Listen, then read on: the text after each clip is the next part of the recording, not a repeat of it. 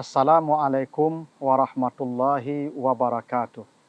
Alhamdulillahil ahadis samad, lam yalid wa lam yulad wa lam yakul lahu kufuwan ahad. Allahumma salli ala Muhammad afsahi man natika biddad wa alihi wa ashabihi ila yaumil wa'ad amma ba'd. Para pemirsa yang budiman, kali ini kita akan membahas perkara menulis. Jika wahyu pertama surat Al-Alaq, Allah memerintahkan manusia agar membaca dan mengulang membaca. Maka di wahyu ketiga, setelah Al-Mudassir, maka Allah turunkan surat Al-Qalam, yang intinya memerintahkan manusia untuk menulis. Al-Qalam artinya pena. Apa perintah Allah? Nun wal qalami wa ma yasturun. Demi qalam dan apa yang mereka tulis. Allah bersumpah demi makhluknya yang disebut qalam, pena. Saking pentingnya pena, maka Allah jadikan dia sebagai salah satu objek sumpah. Pena akan mengubah wajah dunia. Pena akan mengubah peradaban semesta, asalkan dia digunakan dengan baik. Bagaimana kita menggunakan pena? Kata Allah, wa ma yasturun. Tulislah. Tidak ada peradaban tanpa menulis. Semua peradaban lahir dari budaya tulis. Karena itulah kata yasturun diungkapkan Allah dalam bentuk fi'il mudhari atau present continuous, yang berarti pena tidak boleh dianggurkan.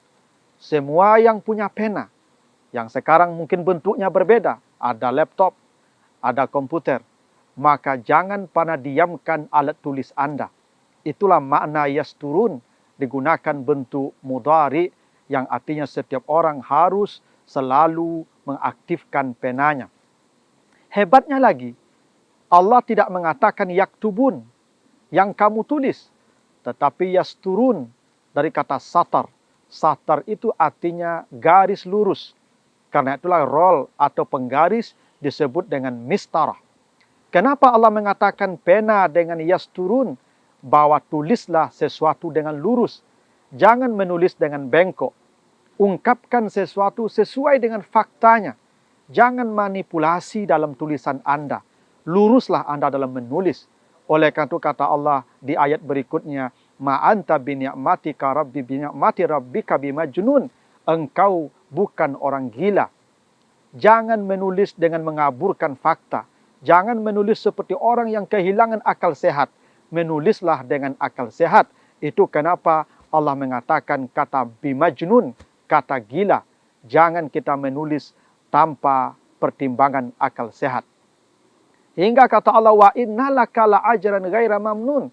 Bila engkau menulis dan terus menulis, menghasilkan tulisan-tulisan yang baik, berbobot, yang lurus sesuai dengan kaidah, yang tidak mengaburkan fakta dan kebenaran, engkau layak dapat pahala yang tanpa batas. Ada pahala amal yang sifatnya tanpa batas. Tidak ada batas amal itu nilainya. Hingga hari kiamat, kata Nabi, dia akan menerima pahala selama berada di alam barzah. Siapa mereka yang menerima pahala abadi sampai hari kiamat? Man allama ilman. Siapa yang mengajarkan ilmu yang disebut dengan ilmu yuntafa'u bih. Bagaimana ilmu itu bermanfaat? Anda tuliskan. Bila Anda seorang dosen, bila Anda seorang pendidik, seorang intelek, tuliskan apa yang ada di dalam hati dan pikiran Anda. Niscaya akan abadi nilainya sampai hari kiamat. Seorang ahli ibadah, bila bangun di malam hari, maka tahajud adalah ibadah terbaiknya. Tapi seorang alim, seorang ilmuwan, seorang intelek, bila bangun di malam hari, ibadahnya bukan tahajud yang paling baik, tapi ambillah penanya, ambil laptopnya, ambil komputernya, bukalah dan tulislah. Karena itu amal yang abadi. Dan karena itu kata Allah di akhir ayat ini, di ayat yang keempat, wa innaka la'ala khuluqin azim. Sesungguhnya engkau Muhammad berada dalam akhlak yang paling tinggi. Menulislah dengan akhlak. Menulislah dengan integritas. Jangan melacurkan diri. Menghasilkan tulisan hanya untuk menyenangkan pihak tertentu. Menghasilkan tulisan hanya menyenangkan pemberi dana, penyandang dana, tanpa mengabaikan nilai-nilai dan akhlakul karimah. Itulah pesan besar yang Allah sampaikan dalam surat Al-Qalam, agar kita terus menulis. Menulislah dengan lurus, ikuti norma dan kaidah, dan itulah amal yang abadi sampai kita nanti menghadap Tuhan di hari kiamat. Demikian, wassalamualaikum warahmatullahi wabarakatuh.